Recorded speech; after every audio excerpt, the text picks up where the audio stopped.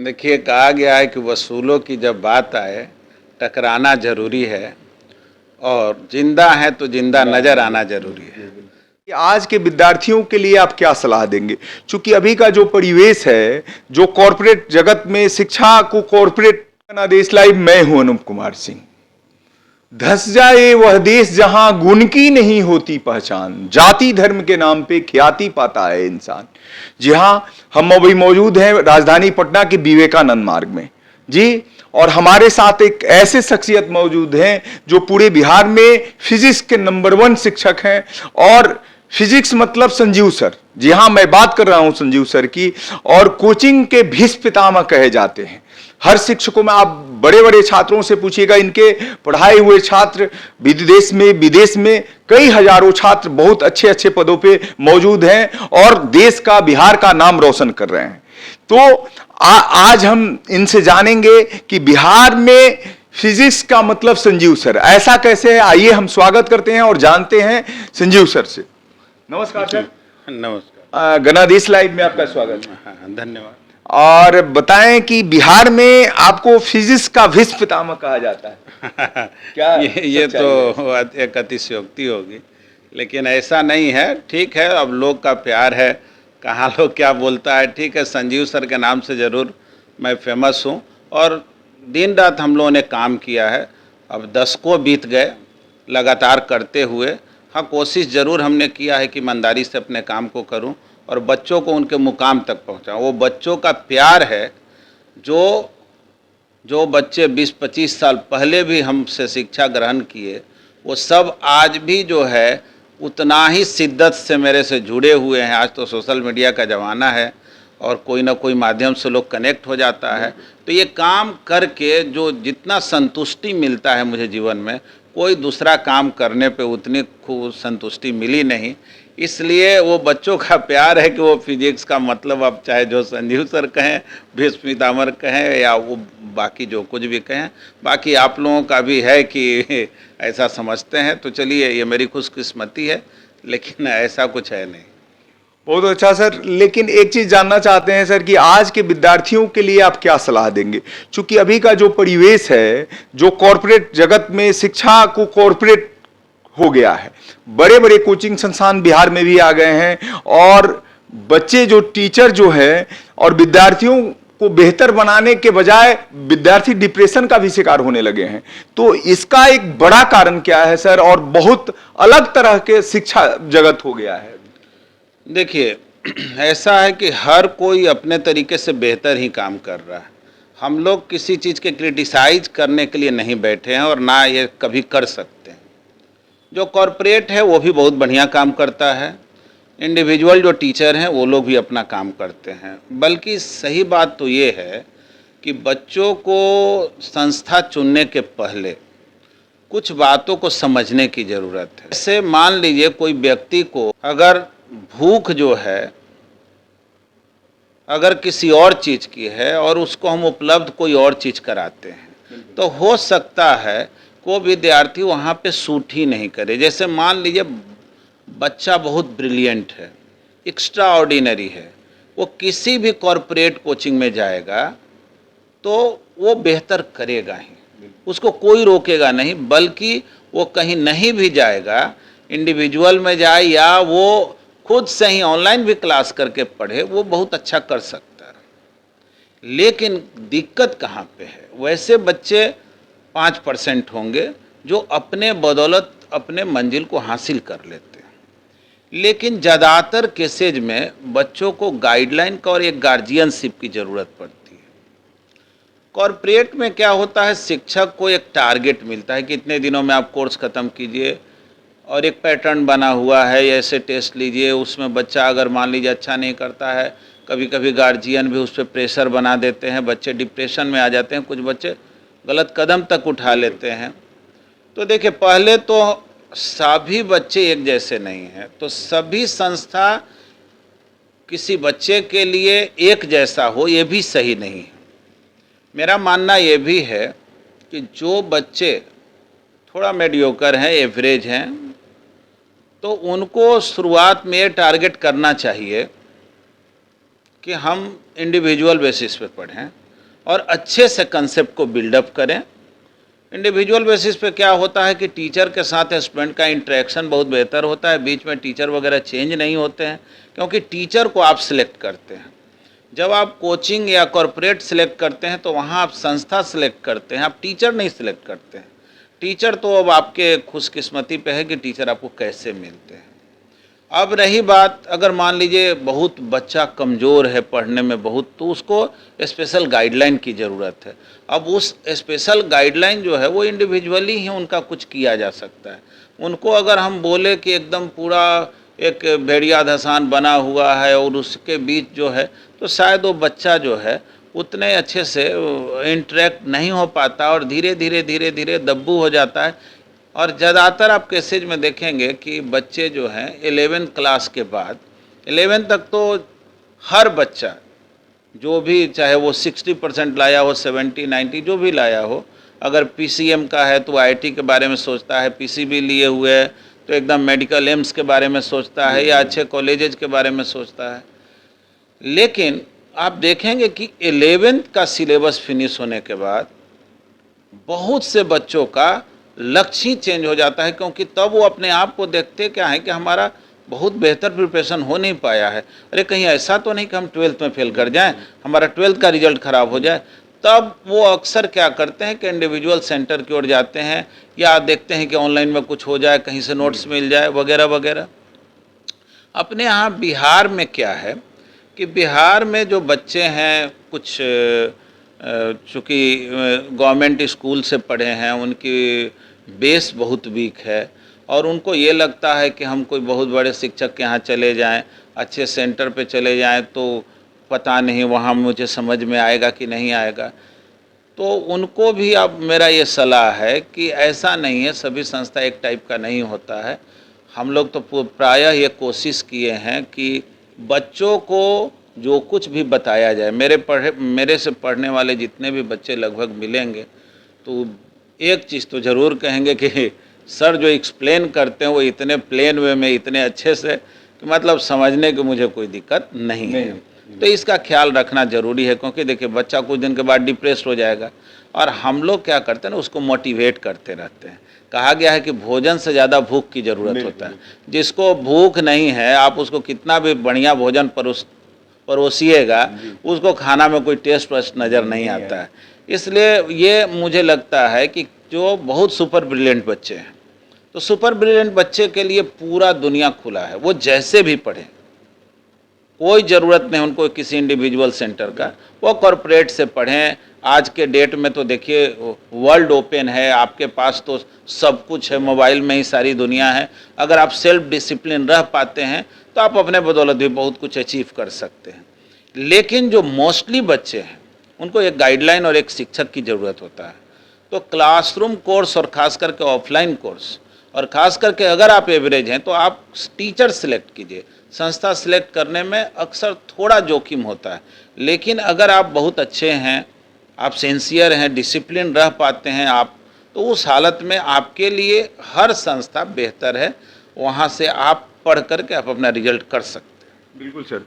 अच्छा सर, एक चीज़ जानना चाहते हैं, ऑनलाइन क्लास को लेकर क्या सलाह देंगे? क्योंकि बिहार में ऑनलाइन क्लास का, अब बिहार का पूरे देश में ये चल रहा है। आपने यूट्यूब और फेसबुक की बात की, यूट्यूब से भी लोग, बहुत सारे विद्यार्थी पढ़ के और अच्छा कर रहे हैं। बक्सर में पिछली बार यूट्यूब से ही एक बच्ची ने टॉप किया था, बहुत नाम कमाई थी। तो ऑनलाइन क्लासेज और ऑनलाइन का क्या है, और हिंदी और इंग्लिश मीडियम दोनों का भी बच्चों पे क्या, माने हिंदी मीडियम इंग्लिश मीडियम का भी क्या अंतर पड़ रहा है?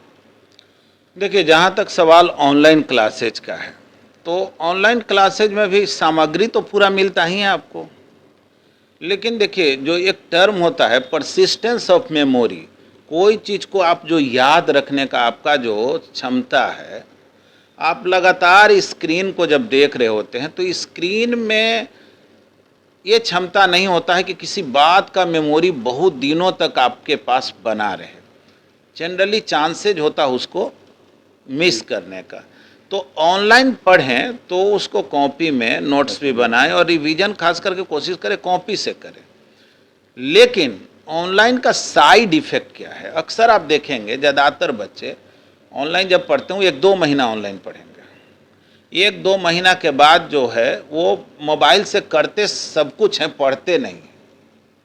क्योंकि देखिए मोबाइल में हर चीज़ मौजूद है और उसकी जो अट्रैक्शन है, एक टीनेजर बच्चा है, जब आप देखते हैं कि गांव घर में बड़े बुजुर्ग तक जो है मोबाइल के ऐसा व्यस्त हो गए हैं, दिन भर वो रील्स देख रहे हैं, तरह तरह की चीज़ें देख रहे हैं, तो उन बच्चों में भी ये आ गया है कि चलो भाई रील्स देखते रहे, देखते देखते वो 300-400 रील्स देख गए, क्या पढ़ने बैठे थे उनके दिमागी में नहीं रहा। उधर आईपीएल शुरू हो गया तो वो ड्रीम 11 बनाने लगा, वो क्या करने लगा, इधर से पैसा कमाओ उधर पैसा कमाओ। कितने बच्चे तो ऐसे मिलते हैं जिनका एकदम अभी से ही है मुझे यूट्यूबर बनना है, यूट्यूबर बनना है।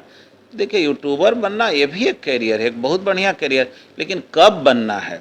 देखिए हमेशा याद रखिएगा, एक विशाल वृक्ष को अगर काटना हो तो उसमें केवल मेहनत की ज़रूरत नहीं होता है, उसमें जो कुल्हाड़ी है उसका धार भी तेज होना चाहिए।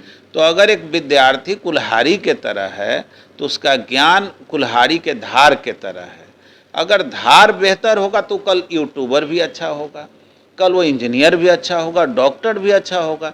यानी कि कोशिश ये करें कि हम जो हैं ऑनलाइन के माध्यम से भी अगर पढ़ रहे हैं तो एक तो उसमें कंसिस्टेंसी होनी चाहिए, एकाग्रता हो, फिर आप एक टाइम रखें कि इतना से इतना ही टाइम तक हम मोबाइल अपने पास रखेंगे, इसके बाद हम मोबाइल को यूज नहीं करेंगे, जो कि बहुत ही डिफ़िकल्ट टास्क है।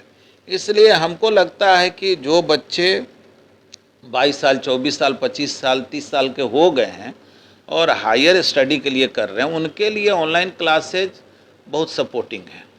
वो क्योंकि उनको खुद पे नियंत्रण है। लेकिन जो 16, 17, 18, 19 के बच्चे हैं, ये मोबाइल से क्लास कर लें बहुत डिफ़िकल्ट है। अगर वो कर पाते हैं, कुछ बच्चे निश्चित रूप से करते हैं और 2-4-5% तो उस तरह के रहते ही हैं, लेकिन ज़्यादातर बच्चों से कुछ हो नहीं पाता। हम लोग तो हमेशा इंटरेक्ट कर रहे हैं, मिल रहे हैं।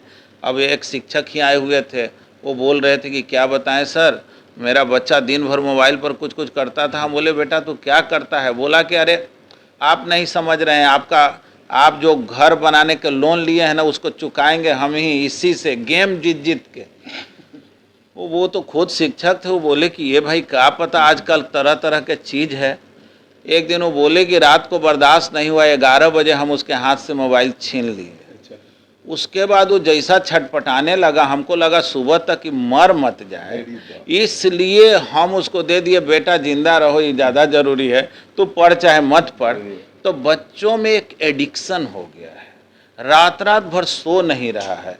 मैं तो आपको ये बताऊं, मुझे आदत रही है सवेरे जगने के। हम लोग गांव देहात से जुड़े हुए आप तो 5 बजे सुबह प्रतिदिन जग जाते हैं, ये आपका बहुत बड़ा तो सुबह मेरे को 5 बजे जगना, 6 बजे तक रेडी होना, ये सब मेरे को एकदम आदत में शामिल है। अब क्या है कि एक दिन हम क्लास थोड़ा सवेरे रखे, कहे कि चलो भाई बच्चे आ जाएं। देख रहे हैं क्या कि वो तो न के बराबर नेग्लिजिबल स्टूडेंट आ रहे हैं, क्योंकि अब वो 2 बजे रात तक जग रहा है, कुछ कुछ देख रहा है। तो मुझे लगता है कि ये ऑनलाइन उनके लिए तब खास करके जब रिवीजन वगैरह कुछ करना हो, कुछ रिसर्च करना हो, कुछ अल्टरनेटिवली देखना हो तो बेहतर है। अदरवाइज उनको फोकस करना चाहिए कि ऑफलाइन पे हम आएँ तो ज़्यादा बेहतर है। और जिन बच्चों को खुद पे बहुत नियंत्रण है वो निश्चित रूप से वो पढ़ें बेहतर तरीके से, वो ऑनलाइन भी पढ़ें ऑफलाइन पढ़ें, जैसे पढ़ें उनकी रिजल्ट आएगी। बिल्कुल सही। तो सर ने बहुत अच्छी बात कही, बहुत इम्प्रेसिव बात है, बच्चों को सलाह लेना चाहिए। और मैं मीडियम के बाद जी इंग्लिश मीडियम पे सर बताया। एक्चुअल में देखिए बिहार में जो भी बच्चे हैं, खास करके जो बिहार बोर्ड से पढ़ रहे हैं, बोर्ड में भी हालांकि अंग्रेजी मीडियम को डाला गया है, लेकिन अभी भी तो टर्म सब तो वैसे ही यूज किया जाता है। तो देखिए इंग्लिश और हिंदी मीडियम में बहुत ज़्यादा डिफरेंसेज होता नहीं है। बच्चों को ऐसा लगता है, हम लोग भी जब स्कूल में पढ़े थे तो हिंदी मीडियम में पढ़े थे, और जब पटना आए साइंस पढ़ने लगे तो हम लोग इंग्लिश मीडियम से पढ़े। तो इंग्लिश मीडियम में टीचर ऐसे नहीं है को अंग्रेजी बोलते रहते हैं, टीचर जो हैं उसी तरह से बात करते हैं जैसे हम लोग अभी बात कर रहे हैं। टर्म कुछ यूज होता है और वो भी 2-3 महीने के बाद सेम टर्म रिपीट होने लगता है। तो ये मीडियम बहुत मायने नहीं रखता है समझने में। और रही बात एग्ज़ाम में, तो आप हिंदी में लिखे, इंग्लिश में लिखे। एक चीज़ और हुआ है, देखिए पढ़ाई के स्तर में बहुत डिटोरिएशन आया है। डिटोरिएशन का जो प्रमुख वजह है, एग्ज़ाम को बहुत आसान किया गया है। अब जैसे मान लीजिए 70 ऑब्जेक्टिव क्वेश्चन दिए, कृपया 35 का जवाब दें। अब 35 का जवाब दे, वो आधा अधूरा भी पढ़ करके गया है तो 35 का जवाब दे देता है। तो एग्ज़ाम के स्तर को बहुत बेहतर नहीं किया जाएगा तो बच्चे मेहनत भी नहीं करेंगे, और वो परसेंटेज में चाहे कितना भी मार्क्स ला दें। आज का ज़माना टैलेंट का है, अगर आपके पास टैलेंट नहीं है तो कहीं कोई पूछ नहीं है। बहुत लोगों को ये भ्रम है कि हम आईआईटी कर लिए तो मेरा करियर सेट हो गया, और हम एनआईटी कर लिए तो थोड़ा नीचे हो गए, बाकी इंजीनियरिंग कॉलेज में कि ऐसा कुछ नहीं है। आपको ये बता दें, आप आईआईटी कीजिए या कोई सिंपल इंजीनियरिंग कॉलेज से कीजिए, फ़र्क उस कॉलेज के स्तर का जरूर है। और निश्चित रूप से आप ब्रिलियंट है तब आप आईआईटी में गए हैं, लेकिन जब किसी कंपनी को ज्वाइन करते हैं तो वहाँ आपकी परफॉर्मेंस देखी जाती है और आपने सीखा क्या है वो देखा जाता है, ना कि केवल वो मार्क्स आपको एक बार केवल पुशअप करता है कि आपको कंपनी सिलेक्शन में हेल्प कर देता है, बाकी तो आपके परफॉर्मेंस है। इसलिए जो बच्चे मान लीजिए गांव घर से भी बिलोंग करते हैं, वो एनआईटी तक ही पहुंच गए, कोई अच्छे कॉलेजेस तक भी पहुंच गए, तो उनको ये नहीं सोचना है कि हमने आईआईटी नहीं किया, बल्कि ये सोचना है कि हम जहाँ पहुँचें वहीं मेहनत करके हम और बेहतर करें। बिल्कुल, बहुत अच्छा। तो सर एक चीज और मेरे मन में सवाल आ रहा है, आपकी एक कविता मैं बिहार हूँ काफी फेमस हुई थी, हमने गणादेश में भी अपना उसको छापा था, और कोरोना काल से ये कविता आपकी है और बहुत फेमस हुई थी। बहुत काफी इस पे आपने माने बच्चों में काफी, खास करके मजदूरों में, बिहार के लोगों में, बच्चों में, युवाओं में काफी वो इम्प्रेसिव हुआ था, मैं बिहार हूँ। तो मैं बिहार हूँ से चर्चा करते हुए मैं जानना चाहता हूं कि जन सुराज के संविधान समिति के सदस्य भी आप रहे हैं, और आगे क्या प्लानिंग है, चूंकि राजनीतिक और ये शिक्षा दोनों में आपने देखा, अपने आप को महसूस हुआ, कैसा लगा, और मैं बिहार हूँ के बारे में बताइए। देखिए, कहा गया है कि वसूलों की जब बात आए टकराना जरूरी है, और जिंदा है तो जिंदा नजर आना जरूरी है। तो जाहिर है कोरोना काल में जो बिहार की दुर्दशा रही, तो एक जिंदा इंसान जो है, जो उसको देख रहा है, उसके भावनाएं तो प्रकट होगी ही। और मैं बिहार हूँ जो था, मेरा वो एक भावना था, और बिहार को लेकर के प्यार जो है, कि खास करके बिहार के साथ जो दोहरी नीति अपनाया गया, बिहार को जहाँ होना चाहिए था वहाँ पे नहीं पहुँच पाया, उसके लिए हम किसी एक व्यक्ति को जिम्मेवार नहीं ठहरा सकते हैं। इसके लिए हमारे देश के स्तर पे भी जो नीतियाँ बनाई गई वो भी बहुत हद तक जिम्मेवार रहे, बिहार भूमि के नेता भी जिम्मेवार रहे, कुछ हद तक हमारे जनता भी जिम्मेवार रही, जो उन नेताओं को प्रश्रय देते रही और शायद समझ नहीं पाई। लेकिन एक चीज़ सही है कि मैं संविधान समिति का सदस्य रहा हूँ, जनसुराज, हाँ जनसुराज का। तो देखिए, हम लोग जैसे उससे कोई भी मदद मांगेगा कि भाई चलिए आपका क्या सुझाव है, क्या सलाह है, कैसा संविधान बनना चाहिए, लोगों का क्या राय है, उसको आप कलेक्ट करके दीजिए। तो जाहिर है जब बात बिहार की होगी तो वहाँ हम लोग तो खड़े मिलेंगे ही। हमारा सर्वस्व न्यौछावर है बिहार के लिए।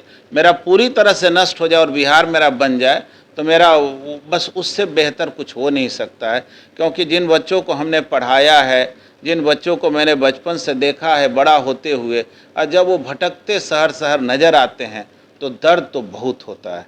इसलिए अब जो है हमसे जो सलाह मांगा गया, मैंने सलाह लिख करके दिया। और देखिए, मैं आपको बता दूं, मैं एक विशुद्ध शिक्षक हूँ, सोशल एक्टिविस्ट भी हूँ, लेकिन आप मुझे अगर कहिएगा पॉलिटिशियन तो शायद मैं नहीं हूँ। लेकिन मैं ये युवाओं को कहना चाहूँगा कि देखिए, चाहे जिस कारण से भी हो सकता है, आप कहिए कि भाई हम गरीब हैं, हमको पढ़ने का साधन क्या है, हम जो हैं अच्छा स्कूलिंग नहीं पाए तो मेरे पास पढ़ने का साधन क्या है।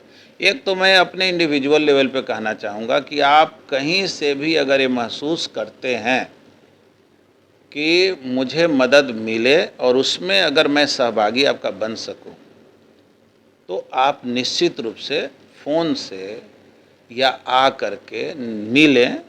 जो मेरे से पॉसिबल है उस मदद के लिए मैं सर्वस्व तैयार रहा हूं और आज भी मैं तैयार हूं। रही बात तो बहुत अमूलचूल परिवर्तन के लिए, वो तो ज़रूरत होता है सरकारी स्तर का प्रयास, और सरकार के किसी बॉडी में मैं हूँ नहीं, तो इसलिए मुझे नहीं लगता है कि मैं बहुत ज़्यादा बड़ी बड़ी बातें बोलूँ। हाँ, मैं सजेस्ट कर सकता हूँ कि हमारे जो युवा हैं वो शिक्षा को कम से कम बहुत अच्छे से ग्रहण करें, क्योंकि बस शिक्षा ही वो शेरनी का दूध है, जो पिएगा वो दहाड़ेगा। आपको शिक्षा को जो है छोड़ना नहीं चाहिए। ऐसे भी आप ज्ञान के भूमि पे हैं, कहा जाता है ज्ञान की धरती शान की धरती, मोक्ष भूमि और धाम भी हों, और लोकतंत्र के गलियारों में मुफ्त मगर बदनाम भी हों। वतन परस्ती रग रग में है, वफादार हूँ, ईमानदार हूँ, बिहार हूँ। बहुत बहुत अच्छा। तो मैं बिहार हूं का लाइन आपने सुना, चलते चलते सर ने बताया कि कैसे मैं बिहार हूं। तो बहुत अच्छा, आप प्रेरणा लें, ऐसे ही लेते रहें, और आप तब तक के लिए देखते रहें गणादेश लाइव।